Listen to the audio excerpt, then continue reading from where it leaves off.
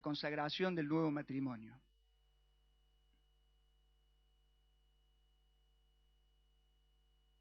Bien. Les cuento que me encanta, hay un programa que me encanta, pero lo he visto en el 2015, creo que 2 veces en el año. No tengo tiempo de ver. Se llama Mega Estructura. ¿Alguien lo vio? ¿Sí? Mega Estructura. ¿No les causa adrenalina? ¿No les genera adrenalina ver semejantes obras? Y el desarrollo, le cuentan cómo se hizo, cómo se pensó, qué consideraciones tener en cuenta. Tremendas obras. Que como dice el dicho, más bien una imagen, vale más una imagen que 1000 palabras. Así que, Max, seguimos con la serie para que el mundo sepa. Esta es una de estas estructuras. Este es el avión más grande del mundo, un avión ruso. Se llama Antonov. Es grande de alto, de ancho, de largo, de todo. Es el más grande en todo sentido. Fue hecho, es viejo ya, Antonov, sí. Ah, sí, hay una serie, bueno, el último, el 225, el 225.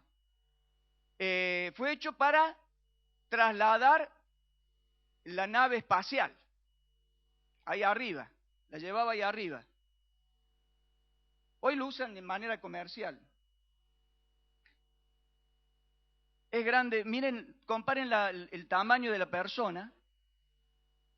Hay otras estructuras, pasemos a la que sigue. Este es el edificio más grande, no sé si el más grande, pero sí el más alto, más de 800 metros. ¿Saben cómo se llama este? El Califa, en Dubái. Este es el Califa, en Dubái. Más de 800 metros de altura. Estos edificios yo creo que son mucho más altos que los que hay en Córdoba, que el más alto de Córdoba. Y miren este cómo lo supera. Mega estructura. En lo material, físico, dimensiones, largo, ancho, profundidad. Otra grandeza es la que sigue. En lo intelectual. Yo me puse a ver el ranking de universidades en el mundo y encontré una lista, no sé, no me acuerdo bien quién hizo ese ranking, encontré una lista de 450 facultades, universidades. En primer lugar está la Universidad de Harvard, en segundo, la Universidad de Stanford, el Instituto Tecnológico de Massachusetts. No sé si en tamaño es grande, pero sí en nivel académico. Están considerados estos 3 en primer lugar. Me puse a ver más adelante en la lista, llegué al 151, recién ahí estaba la Universidad de Buenos Aires. Y me puse a buscar, seguí avanzando en la lista a ver si aparecía la UTN y no apareció. Me desmoralizó. Me desmoralizó porque tanto esfuerzo para no aparecer ni siquiera en un lugarcito en el 450 al menos. Pero no aparece. No apareció la UTN. Me parece que debe haber habido un error ahí en este ranking. Pasamos a otra grandeza.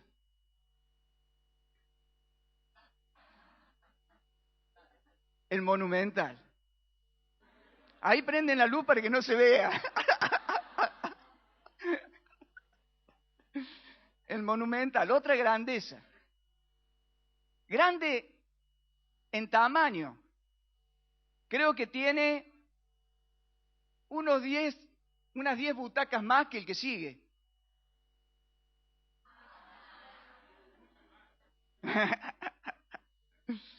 Pero este es más grande en emoción, en pasión. ¿No es así? ¿No? Sí, no.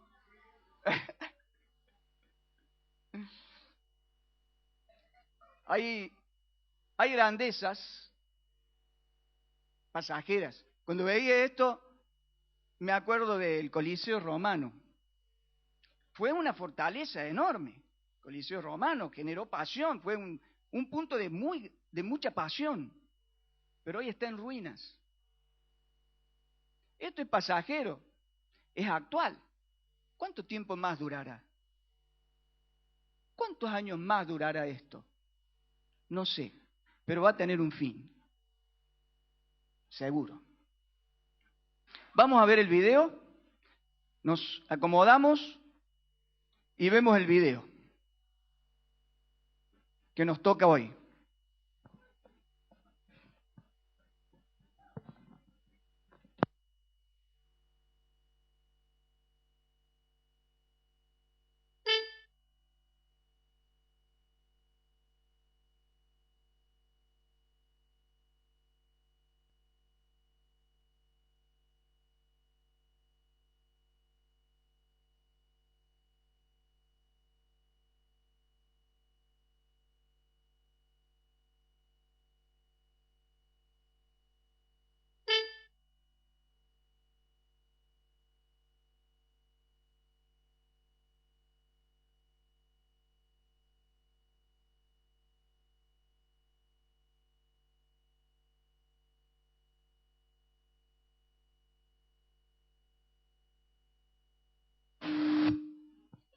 Está faltando el sonido. Vamos a tener un minutito de paciencia.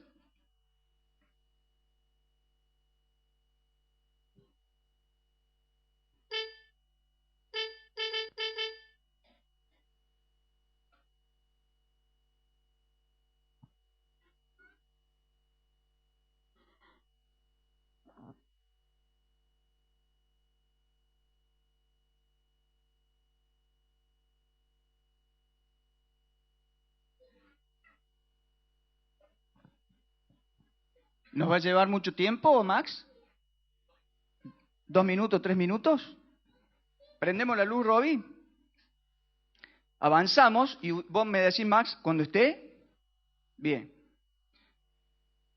La grandeza. Les voy haciendo una introducción al video. Vamos a ver, en el video nos va a mostrar 2 líneas ascendientes. 2 líneas, una que viene desde Jacob y una que viene desde Esaú. ¿Se acuerdan la promesa que hizo Isaac? ¿Se acuerdan? Cuando Isaac, engañado por su esposa y su hijo, bendice a Jacob pensando que era Esaú. Isaac bendice a Jacob con todas las bendiciones. Cuando Esaú llega, le dice, padre, me han engañado, te han engañado. Dame alguna bendición. Porque Jacob en su bendición había dicho que, Isaac, en la bendición había dicho que Jacob iba a ser por sobre su hermano. Que su hermano iba a ser esclavo, servidor.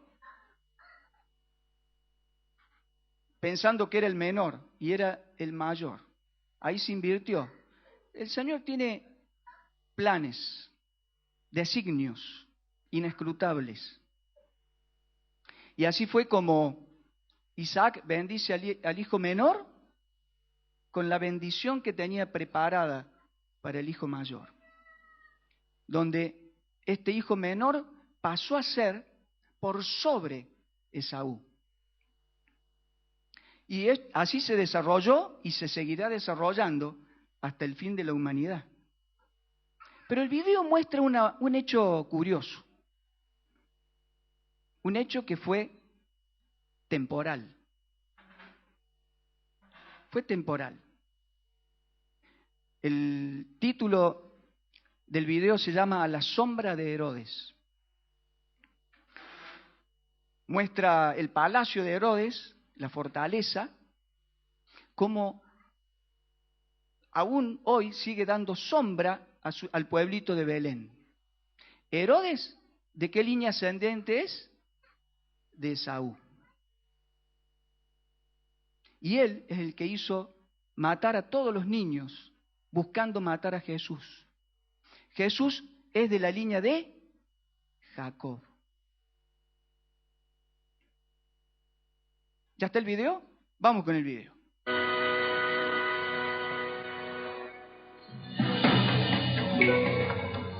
La antigua tierra de Israel es un testimonio, una evidencia de la grandeza de lo que Dios hizo en ese país. Un testimonio de la verdad de las palabras que encontramos en las páginas de la Biblia. El pueblo que vivió aquí ha marcado una huella, una imborrable huella que va más allá de sus vidas. Parte importante de esa huella son las ciudades donde vivieron, antiguos montones de escombros que contienen su cultura, su arquitectura, su arte, su régimen alimenticio, las armas que usaban y a veces sus escritos. Estos conjuntos de ciudades antiguas, a menudo construidas una sobre otra, se llaman tel. En la antigüedad la gente tenía la tendencia a construir y vivir en los mismos lugares, tal vez porque ahí había empleos, o cerca pasaba una ruta principal, o probablemente porque existía ahí una fuente de agua potable.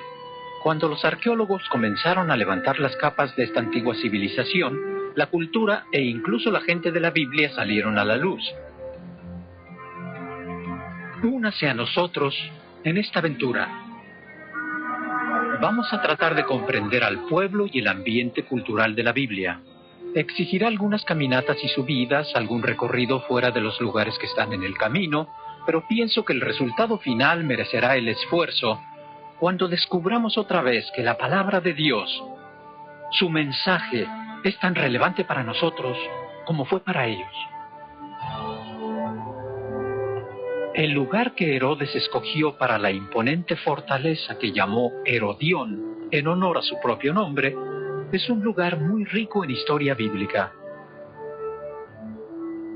Jacob sepultó a su amada Raquel justo aquí en las colinas, cerca de Belén. Algún tiempo después, dos mujeres que bajaban por las colinas hacia esta zona, Noemí y Ruth, regresaban desde la vez que se fueron porque había una gran hambre en la tierra. Ruth bajó a uno de los campos de allí y comenzó a recoger las espigas de un agricultor llamado Boz. Ruth y Boz se casaron y fueron los tatarabuelos de David, y el joven David se convierte en el rey de Israel recién ungido, y en aquel cuyo reino e incluso carácter se convertirían en el modelo para el Mesías venidero. Y finalmente el acto más grande, el más grande de todos los eventos históricos, el nacimiento de Jesús. Cada vez que el sol sale y se pone en las montañas de Judea, la sombra de la fortaleza Herodión cae sobre los pequeños pueblos de alrededor, incluyendo Belén. Y en algún lugar bajo esa sombra nació Jesús.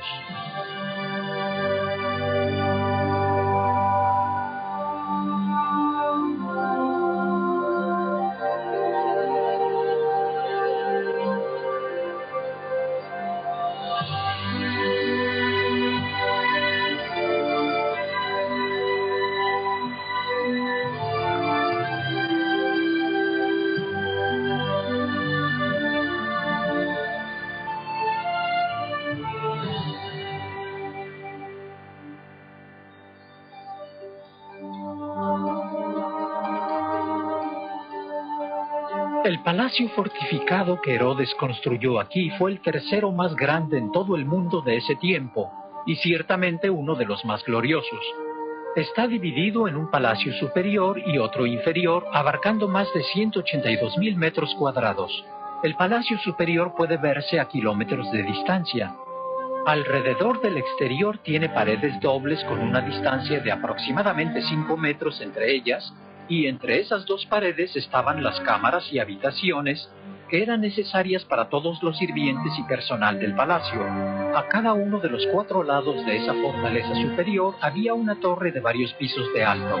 En esas torres se encontraban las habitaciones de la familia real y de los oficiales del gobierno, y al oriente estaba la más grande de todas las torres, de más de 30 metros de alto, donde Herodes y su propia familia residían y disfrutaban de la brisa del Mediterráneo en los calurosos días del verano. Al caminar y contemplar la gloria de este palacio, quedamos impresionados por la gran visión y el gran poder de Herodes, y se hace más obvio el acto de fe que representaba para los judíos el estar dispuestos a creer en el hecho de que Jesús era el Mesías y Rey. El lugar se llama Herodión y fue construido por el rey Herodes. Si miran por acá hacia el oriente podrán ver las aguas del Mar Muerto a la distancia y más allá de ellas las montañas de Moab al otro lado del Mar Muerto. Y viniendo del Mar Muerto en esta dirección, verán las colinas del desierto de Judea. Noten cuán claramente se ve dónde comienza el desierto y terminan las tierras de cultivo. Al oeste de nosotros están las montañas de Judea. Pueden ver ese bloque de montañas no muy lejos de aquí y casi en línea recta frente a este lugar, el Valle de Elam. Un poco más al norte de donde estamos, como si se extendiera colina abajo, pueden ver la ciudad de Belén, hoy en día una ciudad bastante grande y moderna. Estamos aquí en el extremo de Belén, una ciudad fronteriza. Claramente se ve la diferencia entre el desierto por acá y la tierra del pastor. Hemos visto los grandes pastizales. David escribió acerca de los delicados pastos, y si quieren verlos deben mirar hacia el oriente, porque ahí es hacia donde iba el pastor. El pastor no venía acá a la tierra de cultivo, porque como podrá notar no hay mucha de buena calidad, así que el pastor se quedaba ahí afuera y el agricultor trabajaba acá. La estructura en la que están sentados nos lleva a los tiempos del Nuevo Testamento. Herodes vivía y gobernaba en Jerusalén, pero su temor por supuesto era Cleopatra al sur y al oeste.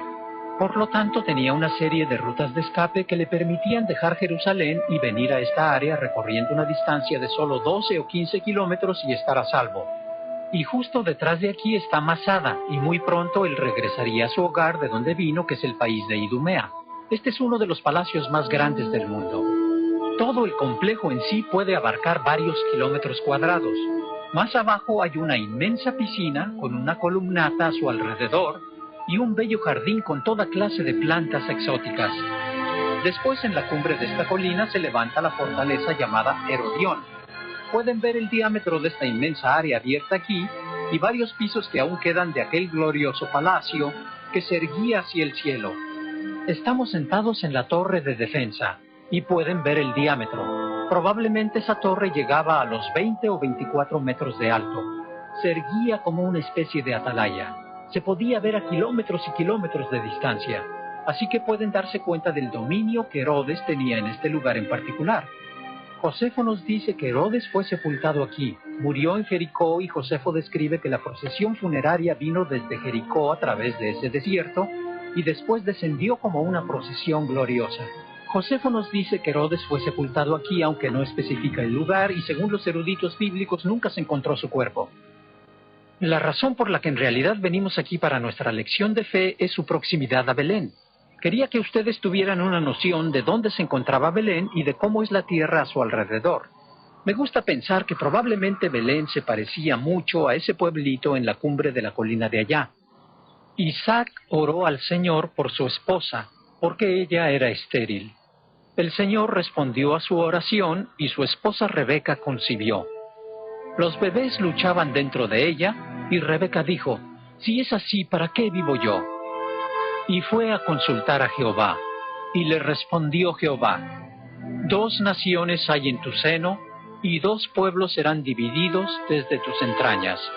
Un pueblo será más fuerte que el otro pueblo, y el mayor servirá al menor». Y nació Esaú, que es el mayor. Nació Jacob, que es el menor. Los judíos descienden de Jacob. Y de Esaú desciende el pueblo de Edom, que vivía al otro lado del Mar Muerto, al sur en las montañas de Edom. Pero la profecía era que el mayor, Esaú y su familia, servirían al menor, Jacob. De hecho, eso se reitera si leemos en el libro de Números, donde ese profeta justo del otro lado del mar, Balaam, dijo: saldrá estrella de Jacob y se levantará cetro de Israel, el otro nombre de Jacob, y será tomada Edom, e Israel se portará varonilmente. Jacob será fuerte, así que el pueblo judío sabía que finalmente algún día esa línea de Jacob estaría en el poder. Nos encontramos en un lugar extraño, porque Herodes era de Idumea. Herodes era idumeo, un descendiente de Esaú. Y toda la gloria, todo el poder y todo lo magnífico en el mundo entero le pertenecía a Herodes. Y en ese pueblo por allá nació un bebé. Y se nos pide creer que ese bebé es el descendiente de Jacob, quien es el Señor y Rey de todo. Quiero que vean dónde están, porque todo este campo, y toda ciudad y pueblo, y todo lugar en él, se ven dominados por lo que se yergue justo aquí. Miren lo que dejó Herodes. Es algo glorioso, increíble. Herodes fue un constructor y un rey formidable, pero todo está en ruinas y la mayoría de ustedes lo único que saben sobre Herodes es que mató a muchos bebés en la época de Navidad simplemente porque su meta era buscar su propio provecho. Y lo que es peor, en gran medida fue un digno descendiente de Edom, tanto espiritual como físicamente. ¿Y qué diremos de Jesús? Que yo sepa, no dejó ni un solo edificio, ni una piedra que con certeza podamos señalar que la tocó, ni siquiera una marca en el lugar donde nació. Tal vez tampoco sepamos con certeza dónde murió y resucitó. Pero miren lo que dejó atrás. El mundo nunca ha vuelto a ser el mismo. Hemos venido como 33 personas de diversos grados de influencia, pero no creo que hubiera alguien que nos viera y dijera que en cuanto a poder somos los que llevamos la batuta en el mundo. No hay ningún presidente aquí, no hay ningún juez de la Corte Suprema, ningún famoso actor de cine, ningún gran músico, ni ningún atleta profesional, al menos no todavía. Pero ¿saben qué? Cuando miramos el mundo, el poder, y particularmente el poder del mal, parece ser tan grande, tan fuerte y tan imponente que pensamos qué es lo que 33 personas podrían hacer. A ustedes se les pide que crean que no importa cómo se vea el mundo, no importa cuán grande se vea Hollywood o cuán poderosa se vea la bolsa de comercio, no importa cuán maligna parezca la pornografía y no importa cuán invencible parezcan el hambre, el racismo y el SIDA, Jesucristo es Rey. No es Herodes, no es el diablo, no es el mal. Dios es Rey. Ahora bien, no había muchas personas que pudieran venir y ver a ese bebé y decir, lo creo.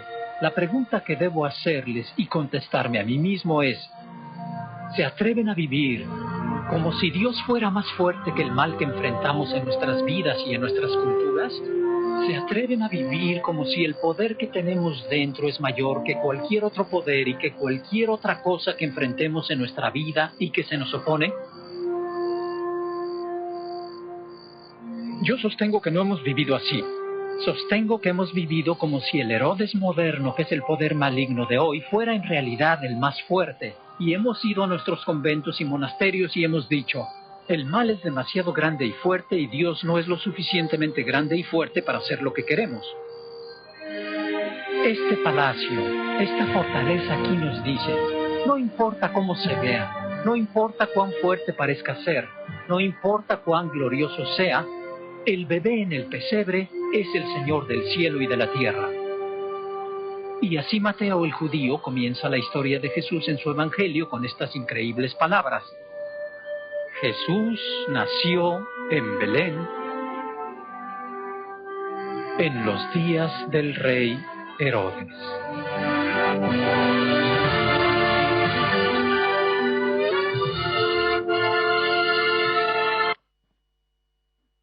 ¿Vieron las dos líneas?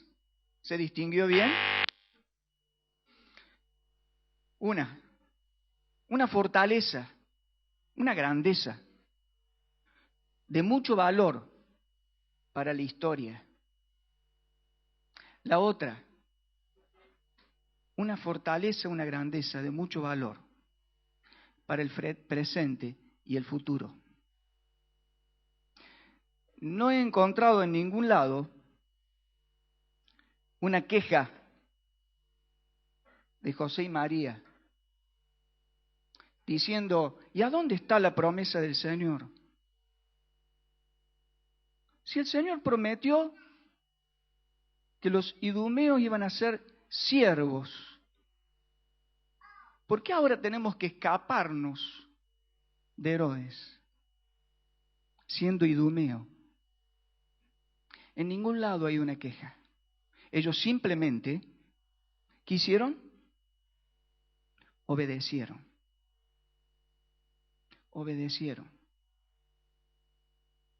Si hoy ellos vieran esto,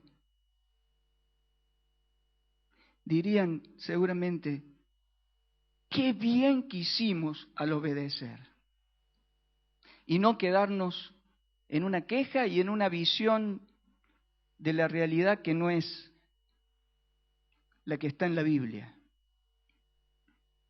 que no es de Dios, que no es parte de sus promesas para con nosotros.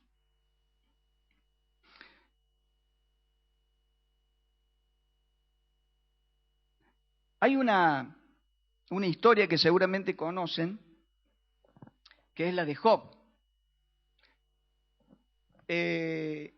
Creo, a lo mejor estoy equivocado, me da la sensación que el libro de Job es uno de los libros en la Biblia que más énfasis hace en la grandeza de Dios. Están los salmos, pero esto fue tan práctico,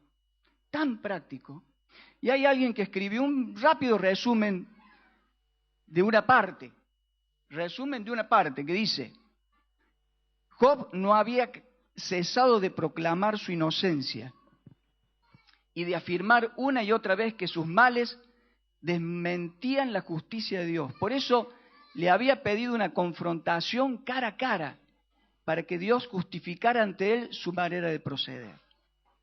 Ahora el Señor responde al desafío del rebelde de Job y lo invita a afrontar un último combate. Pero su respuesta consiste principalmente en una serie abrumadora de preguntas que remiten al hombre a la sabiduría con que Dios ha creado y gobierna el universo. Él puso en la naturaleza miles de maravillas, cuyos secretos el hombre ignora. ¿Cómo puede entonces extrañarse Job de ignorar la razón de sus padecimientos y el secreto último de su propia existencia? Les voy a pedir que busquen en Job. Busquemos en Job.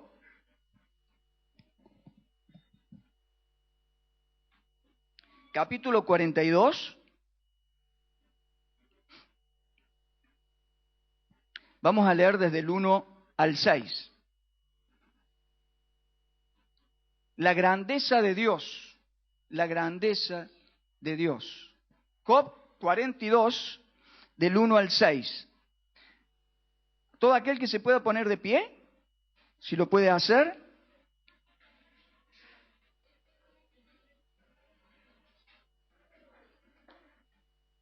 Dice la palabra de Dios.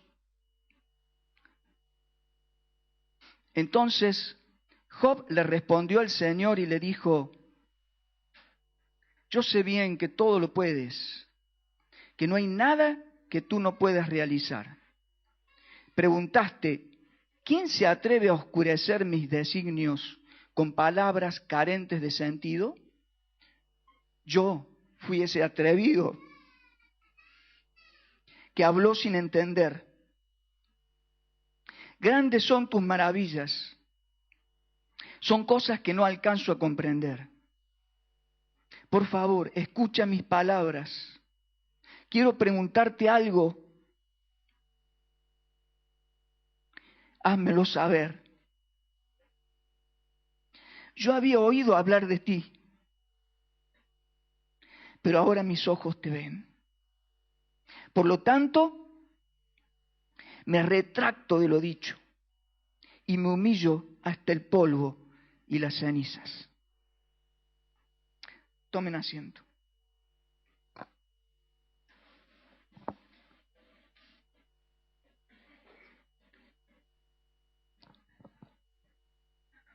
La grandeza de Dios. Algo, no nos habíamos puesto de acuerdo con Leo, algo mencionó en la alabanza, que mencionó algunas situaciones problemáticas en la vida y dijo que la grandeza de Dios está aún en los problemas. La grandeza de Dios está, creas o no creas. La grandeza de Dios está en los problemas y en los tiempos lindos. La grandeza de Dios está inalterable, inmarcesible.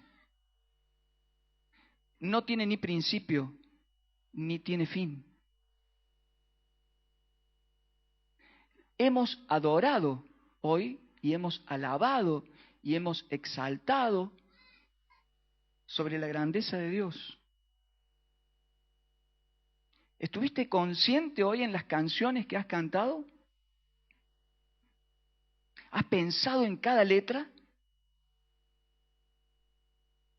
Hermosas canciones de adoración, exaltando su grandeza. Pero no es suficiente. No es suficiente. La última canción que cantamos, ¿se acuerdan cuál fue? Jehová es mi pastor. Jehová es mi pastor. Nada me faltará.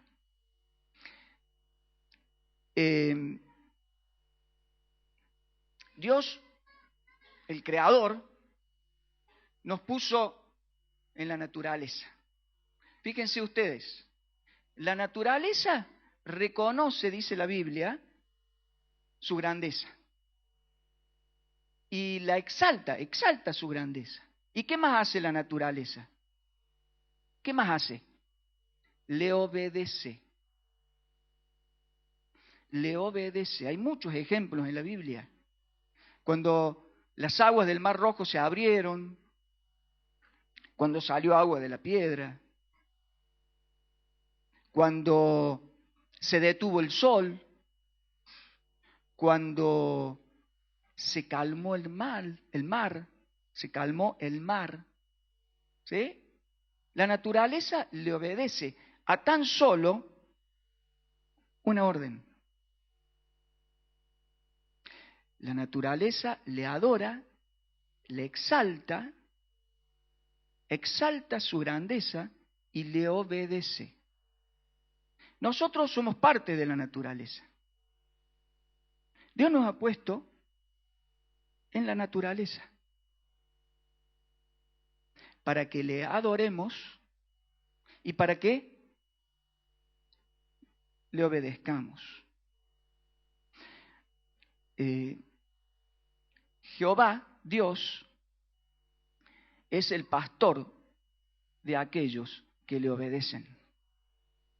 Es el pastor de aquellos que admiten su gobierno, que aceptan su gobierno y que dejan que su vida sea gobernada por Él. Hay tantas situaciones, tantas. Yo pensaba, también Leo mencionó algunas, desde el examen, desde la preparación, desde ese tiempo de adrenalina que hay que prepararse para rendir y hay que hacerlo sin chicanas, hay que hacerlo sin cortar camino, sin tomar el camino fácil. Chicos, hay que rendir. Y para rendir hay que estudiar. Y hay que prepararse, hay que dedicar tiempo, usar bien el tiempo. Usar bien el tiempo. Eso es un paso de obediencia. Y después cuando llega el tiempo de elegir el que me va a acompañar toda la vida, el que te va a acompañar toda la vida, elegir, ¿cómo dice la Biblia? No en yugo desigual. No en yugo desigual. Esto es, no es que el yugo desigual es elegir alguien que no es una persona. Dentro de las personas, tengo que elegir el yugo igual, que es aquel que tiene el mismo propósito en la vida. Si tu propósito es seguir a Dios, es elegir a aquel que siga a Dios como vos querés seguirle. Eso es yugo igual. Estar en los planes de Dios de la misma manera. Y la grandeza de Dios se va a hacer realidad en tu vida. Dios no nos pide que seamos parte solamente, sino que seamos protagonistas. Y para ser protagonista, tengo que obedecerle. Tengo que obedecerle. Fíjense cómo hizo Cristo. ¿Cómo hizo Cristo? ¿Cómo hizo Jesús? Hay un pasaje que me encanta. En Mateo 26, 39. Dice, Padre mío, lo he mencionado en alguna oportunidad, creo que en una Santa Cena. Padre mío, que pase de mí esta copa, si es posible. Pero que no se haga tu voluntad, mi voluntad, sino la tuya. Y esto de la copa es, en el Antiguo Testamento, era el símbolo, la copa era el símbolo de la ira de Dios contra el pecado. Algunos comentaristas teológicos, en teología, una línea, piensa que cuando Jesús dice que pase de mí esta copa, era pidiéndole que por favor líbrame de morir aquí, en este momento, porque estaba sufriendo tanto, sudaba gotas de sangre, que piensan que él pidió esto por ese temor de morir antes de llegar a la cruz, en el Getsemaní. Yo me inclino a la otra línea, a la línea que piensa que Jesús fue tentado en el desierto, y fue tentado ahí también. Y Jesús, desde ese ángulo del 100% hombre, Jesús era 100% hombre y 100% Dios, desde el ángulo del 100% hombre, Jesús dice, Padre, si es posible, que pase de mí esta copa. ¿Y por qué? Dijo 2 versículos después, en el 41, dice, para que no se caiga, le dice Jesús a los discípulos, manténganse en oración, oren, para que no caigan en tentación. Dice, a decir verdad, el espíritu está listo, pero la carne es débil. Él lo experimentó, estuvo experimentando. El espíritu está listo, pero la carne es débil. Sin embargo, ante esa debilidad, ¿qué dijo Jesús? Que no sea mi voluntad, sino la tuya. Ahí él pasa a ser protagonista de la grandeza de Dios. Cuando vence la tentación. Protagonista de la grandeza imponderable de Dios. Sigue diciendo, miren que dice Juan 4:34, mi comida es que haga la voluntad del que me envió y que acabe su obra. mi comida, es decir, algo de fundamental necesidad, comida. Mi comida, fundamental necesidad, es hacer la voluntad del que me envió y que acabe así su obra. Sigue diciendo en Juan 6:38, porque he descendido del cielo no para hacer mi voluntad, sino la del que me envió. He venido para hacer la voluntad del que me envió. Porque el que me envió, en Juan 8:29, conmigo está. No me ha dejado solo el Padre, porque yo hago siempre lo que le agrada. Eso se llama estar bajo la cobertura de la grandeza de Dios. Se llama ser pastoreado por Dios. Si no experimentas esa grandeza, si no la vives, si no la percibes, si no te emociona, si esa grandeza no te genera fuego en tu interior, si no te genera adrenalina, si esa grandeza no te mueve, es porque no estás siendo pastoreado por Dios. Es porque no estás en obediencia. Es porque no estás en sintonía con Dios. El obedecerle, ¿qué dice el Salmo? Jehová es mi pastor, nada me faltará. En lugares de delicados pastos me hará descansar, aún en las pruebas, más aún en las pruebas. ¿Cuándo se vio la fortaleza de Jesús, la grandeza de Jesús? Y en la prueba, en la obediencia a través de ella. Cuando Job reacciona, es cuando Dios, Jehová, después le sigue diciendo, después de la parte que hemos leído, lo restaura, le da sanidad y le da el doble de lo que había perdido.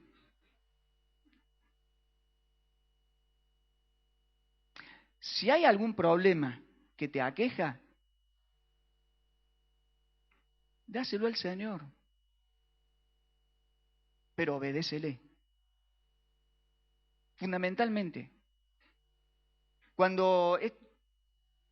una vez que me encontré con la pareja, yo ya hace rato, 30 años ahora en marzo, una vez que te encuentres con la pareja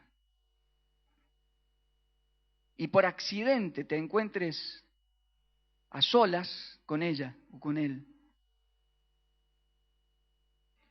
la grandeza de Dios se va a ver cuando le pongas límite a ese avance en los cariños y en los abrazos. La grandeza de Dios se va a ver cuando en tu decisión, como con libre albedrío, decidas hacer su voluntad. Si no haces su voluntad, y ahí no estás siendo pastoreado por Él. No corre el Salmo 23. No corre. Porque para que corra el Salmo 23 tenés que ser pastoreado por Él.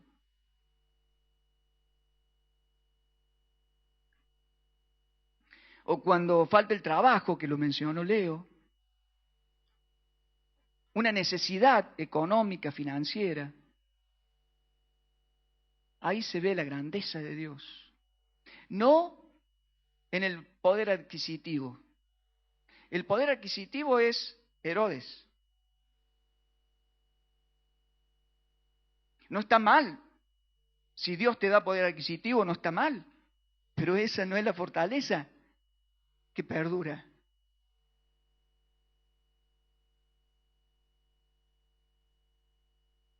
Le digo con experiencia, esa no es la fortaleza que perdura.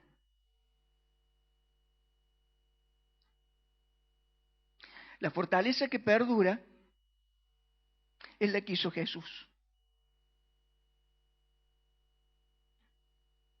O cuando hay conflictos en la familia, padre, hijo, matrimonio, querido. Cuando hay conflicto en la familia, ahí también está el poder de Dios. Siempre y cuando Él te pastoree. Cuando hay diferencias con los hijos, con los familiares políticos, cuando hay dificultades que parecen ser un obstáculo en el cual no se puede seguir.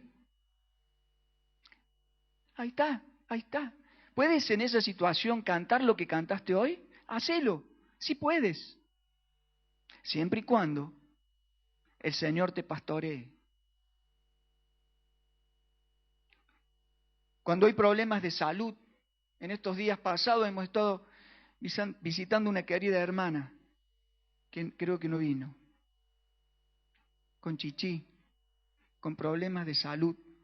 Oremos por ella. Isabel, oremos por ella. Oremos por los que están con problemas de salud. Y me encantó poder ver en ella la fortaleza de Dios, aún en la dificultad de salud. La grandeza de Dios.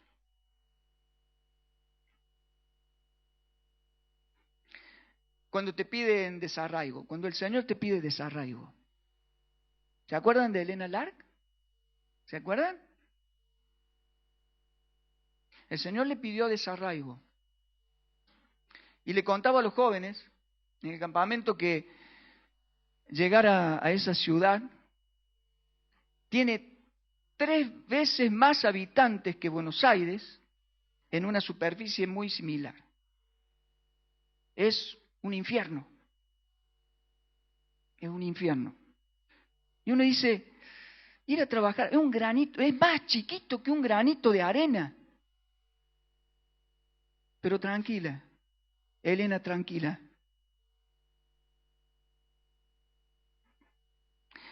Si estás en la voluntad de Dios, su grandeza está con vos.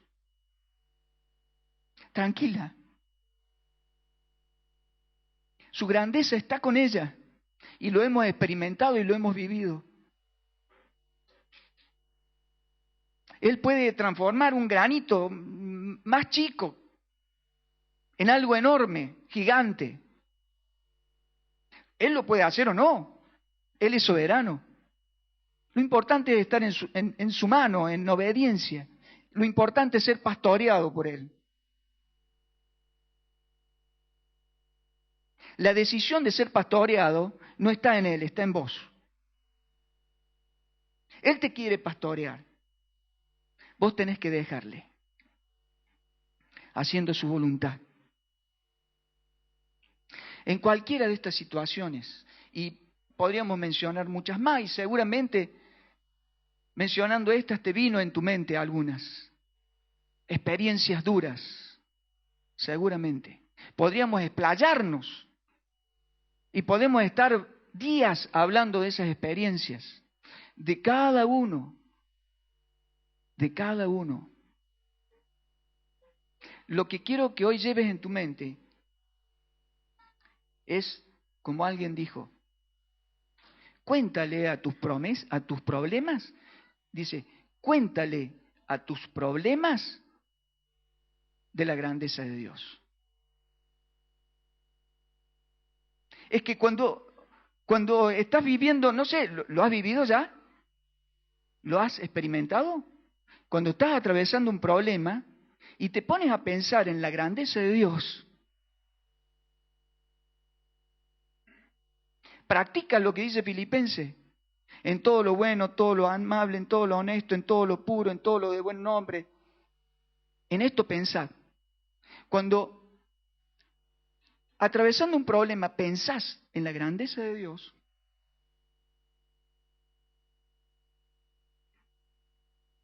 dice el Salmo 119, felices son los íntegros los que siguen las enseñanzas del Señor. Felices son los que obedecen sus leyes y lo buscan con todo el corazón. Y el 128, bienaventurado todo aquel que teme a Jehová, que anda en sus caminos.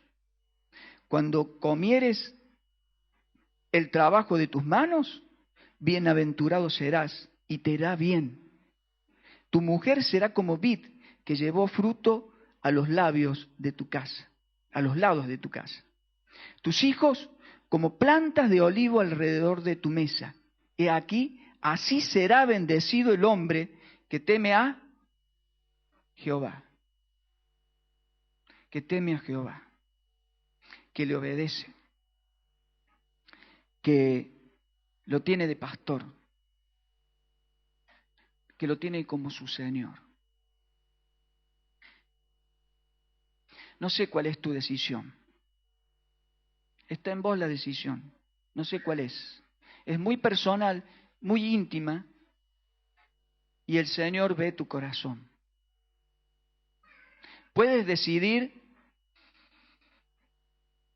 algo pasajero, por algo pasajero, algo inmenso, muy grande, pero pasajero. O puedes decidir por algo que el hombre natural no lo ve,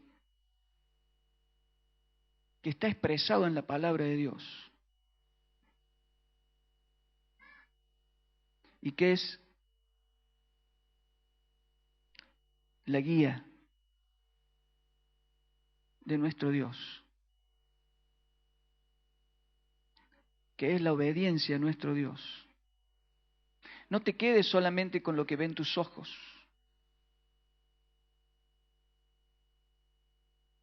¿Vieron cómo dice Job? Job dijo, yo había oído hablar de ti, pero ahora mis ojos te ven. No físicamente, pero sí espiritualmente. Inclina tu rostro.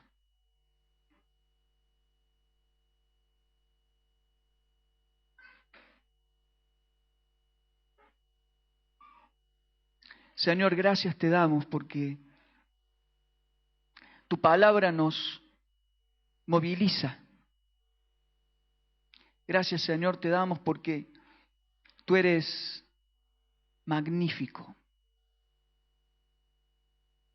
Eres soberano. Gracias por tu grandeza. Y Señor, quiero ser protagonista de ella.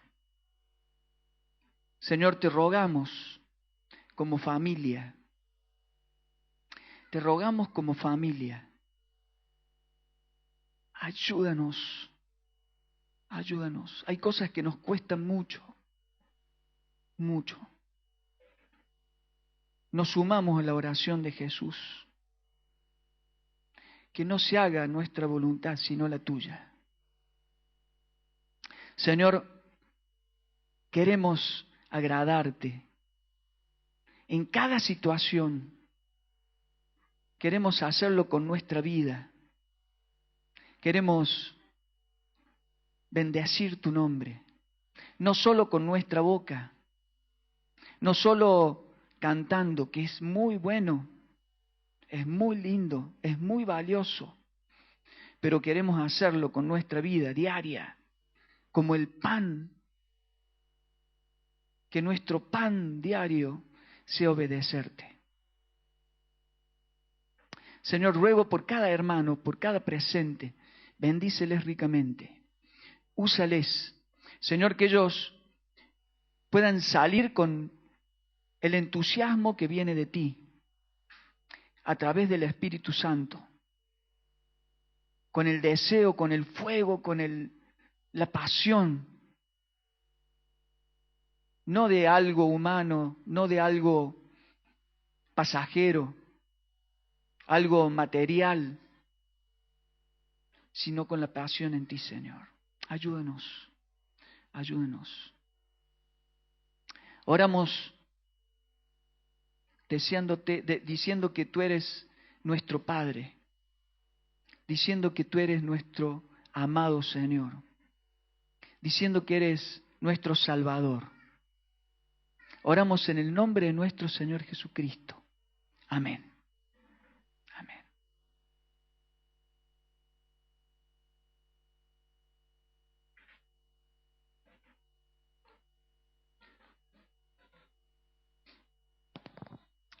Gracias, Alberto, por este tiempo de meditación